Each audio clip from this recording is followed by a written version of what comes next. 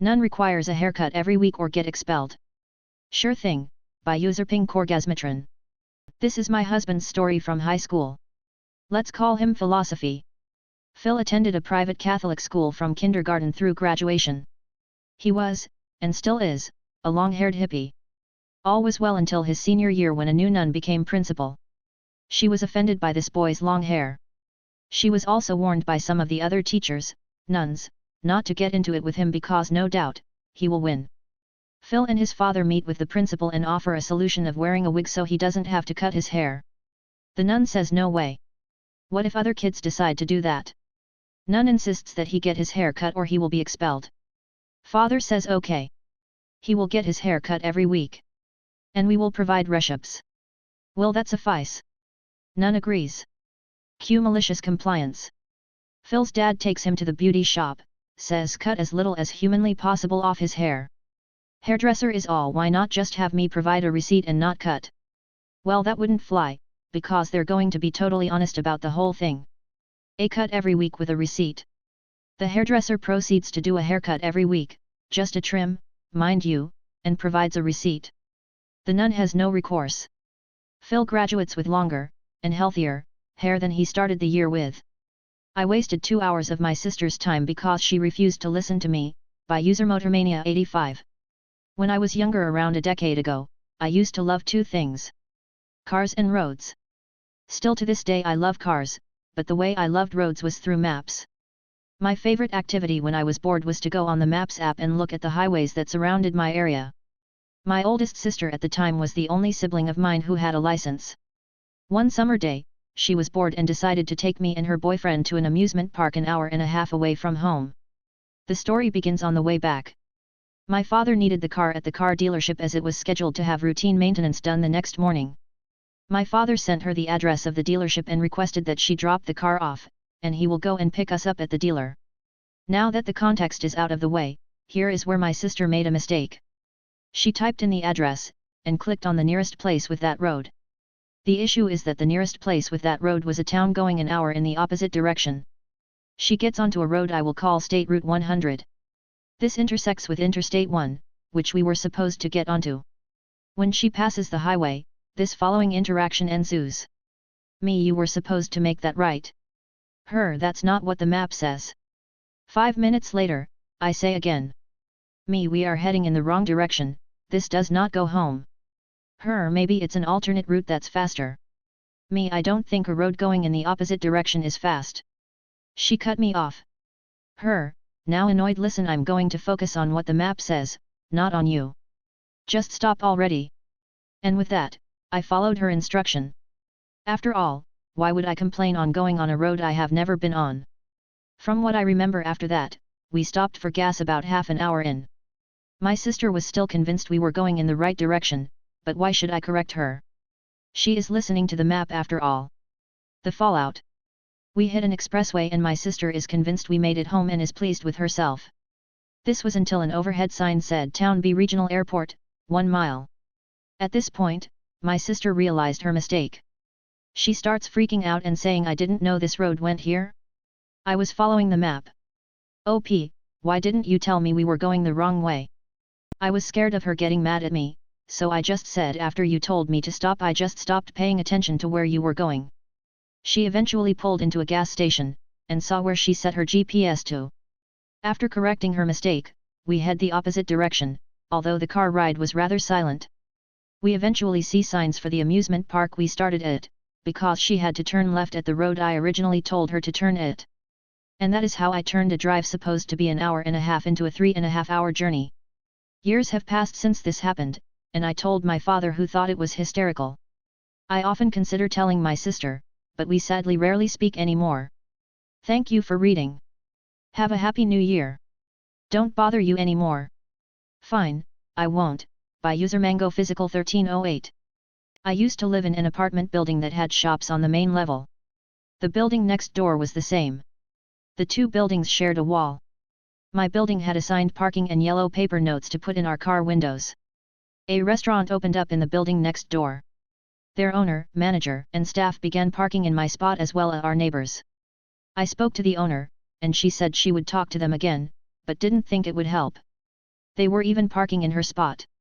Every night, I would get home, call them and ask that the vehicle be moved. I was getting tired of this, when one night they put the manager on because they were busy and didn't have time to deal with my request. He did do it, but told me they wouldn't do it again and I was to stop calling them. I suggested they stop parking in my assigned spot. He told me he had too many staff to control where they parked, and he was sure they were not parking in my spot and it was probably a customer. You know, because customers always park behind a business and then walk around to the front to get in. The next time I worked evening shifts. I got home and this time there was a Range Rover parked in my spot. I dutifully called the tow truck and not the restaurant. I had to wait for a second tow truck because the first one was not equipped to move a vehicle of that type. Something about being jacked up and stuff. They explained it and the wait was because I didn't know enough to be able to answer their questions about the truck so they could send out the right truck first. They towed it, and I went in and went to bed. A few hours later I was awakened by a phone call from the towing company. I had towed the owner and he was telling them that it was his parking spot and that I had no right to tow him. They were going to bill me for the tow. I told the caller about my landlord's parking permits, the numerous phone calls to have them move, about being told not to bother them anymore, and that his restaurant was in the next building with a separate parking lot. We said goodbye and I never heard anything more about it. I also was able to park in my spot after. I told my neighbor and he told me just to be safe, I should tell the owner of the other building. I popped into her shop and told her. She replied with something to the effect of, "You towed the Range Rover?" I said yes. She started to laugh and basically said good for you and told me to was the restaurant owner's truck. Still makes me smile when I think of it. I need 100 sales to reach top-rated seller status, regardless of what they are. Got it. By user I abstain from society. I resell on eBay. At the time, I had around 75 sales worth $6,000 plus. The eBay requirements for a top-rated seller are $1,000 in sales, but it also requires 100 sales.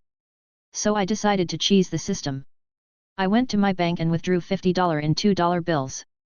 Listed them for $0.99 plus whatever the cost of a stamp was at the time each. They all sold within 2 days, and when I was evaluated next month, I was a top-rated seller. After fees IRC I only lost around $35, and I got to deduct the loss off my taxes. I've made way more than $35 from being top-rated in the time since. Work tried to punish me, it backfired, by user the Vanija. Back in maybe 2006-2008-ish. I was a tax associate at the most well-known tax service in North America. I did very well in the class you take, which determines your eligibility to be hired as well as teaching you how to do taxes, and was hired. I bounced from office to office as newbies do, and I was doing well enough that I was always the first to be called if a shift needed covered. After my first season with them went so well I was invited back for the next year and the class was free because of the invitation back. In case you wonder why the class is every year, it's because tax rules change every year and we have to keep up. Shortly after the class was over, which I aced, I was approached by the lady who ran the district. She wanted to open a seasonal office in a Walmart 50 kilometers outside the city I worked in. She wanted me as a primary associate there, in part because I'd done so well in the previous year, in part because I'd aced the class, in part because of my background in security, and in part because I lived 20 kilometers closer to this Walmart than anyone else on staff. I wasn't to be a manager, but I was going to be the only full-time Superscript 1 associate.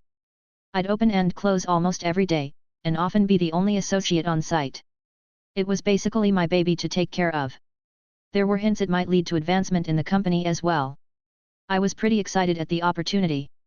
At first everything was great. The Walmart staff liked me, the customers liked me, my boss liked me. I was blasting through customers. Only maybe 5 people walked away due to having to wait, out of the few hundred who approached my little office beside the produce section. 2 months in, right before the tax season really heated up, I had a weekend I'd booked off the same day they'd hired me. I was going out of the province to see family. Trip had been set long before they hired me and I'd made it quite clear I wasn't going to be around. The schedule accurately reflected that. So weekend arrives and I go. Had a good time, came home Monday evening so I could be back Tuesday morning. When I got home I checked my answering machine for messages, even if smartphones were starting to be a thing I didn't have one, and I'm pleased to say I still don't. There was 3 messages. 2 from my boss the district lady, and one from the scheduler. I don't remember everything word for word, so I'll paraphrase. Message 1, Saturday morning approximately 7 am, Hi Vanja, sorry to do this to you but we need you in today. Employee X who we scheduled to replace you's car broke down. Message 2, Saturday afternoon approximately 2 pm, I'm very disappointed in you for not responding to me and not showing up. I'll be making some changes. Message 3, Monday morning approximately 9 am, Hi Vanja, this is scheduler, your hours have changed this week, call me when you get this. Now at this point in my life I'm not a kid out of high school and I've had enough experience with screw jobs that I'm absolutely not going to crawl on my hands and knees apologizing and begging for my job. If you're going to be petty and mean just because you fucked up, then we're going to have problems. And so we did. I called the scheduler, and was told I was suspended for a week and to call my boss after a week to get back on the schedule. She said the boss was trying to put me in my place and teach me how to be a good manager. I'd get back on the schedule after the week was over. I brought up my pre-planned and scheduled time off, and also that I wasn't a manager, I was a regular employee. The scheduler was very uncomfortable, but she was only doing what she was told. They did need me, she said, just call boss in a week. I said sure, and then didn't. I was furious and I wasn't the one who was going to be put in her place. I called a few of the customers who I'd been working with and explained I was no longer working there, and they chose to keep me as their tax gal regardless. It really wasn't intended as revenge, even though it sounds that way. The company wasn't going to make more than it cost to have someone do their taxes anyway. This was purely a customer relationship thing. I like to finish what I start. The real revenge was accepting my suspension. The entire week I was suspended, I made sure to stop in at the Walmart to see if I knew who they scheduled for my shift, and if we were friendly then help them out with the quirks of this location. But there was never anyone there. I confirmed with the Walmart staff, all week they had noon working there. Paying Walmart to rent space and getting nothing but a bad reputation for it because the heavily advertised new location had 0 employees. It remained that way for the rest of the season. 2 months. The boss never called me and I never called her. Pride. I have no idea how it impacted her professionally. I stayed far away from taxes ever since. I got another job before my suspension was over and never looked back. Superscript 1, full-time associate for the location does not mean actual full-time hours position. My apologies, I should have made that more clear originally. This office was open 4 hours on weekends and 6 hours on weekdays, so I wasn't a full-time employee.